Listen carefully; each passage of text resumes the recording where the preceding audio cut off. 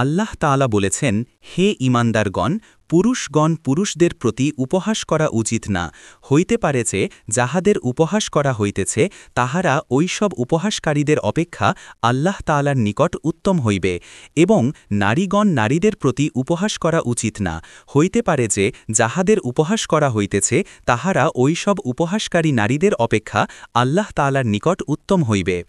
একজন অপরজনকে খোঁটা দিও না, এবং একজন অপরজনকে মন্দ নামে ডাকিও না, কেননা এই সব কথা গুনাহ। ঈমান আনার পর মুসলমানদের উপর গুনাহের নাম লাগাই খারাপ। যাহারা এই সব কর্ম হইতে বিরত না হইবে তাহারা জুলুমকারী ও আল্লাহর হক ধ্বংসকারী। অতএব যে শাস্তি জালেমগণ পাইবে উহা ইহারাও পাইবে। হে ঈমানদারগণ, তোমরা অনেক খারাপ ধারণা হইতে বিরত থাকো, কেননা কোনো খারাপ ধারণাই গুনাহ হয়। কাহারও দোষ খুঁজিও না, একজন অপরজনের গীবত করিও না। তোমাদের মধ্য হইতে কেহ কি ইহা পছন্দ করে যে আপন মৃত ভাইয়ের গোশত খাইবে? ইহাকে তো তোমরা খারাপ মনে করো।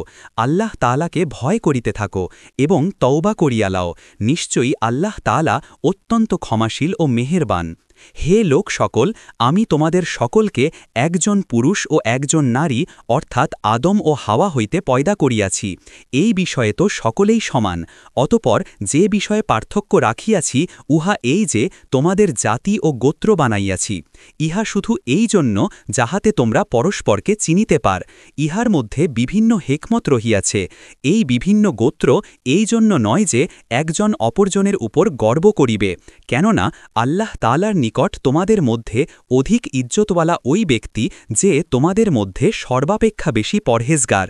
আল্লাহ তাআলা সর্বজ্ঞ এবং সকলের অবস্থা সম্পর্কে খবর রাখেন।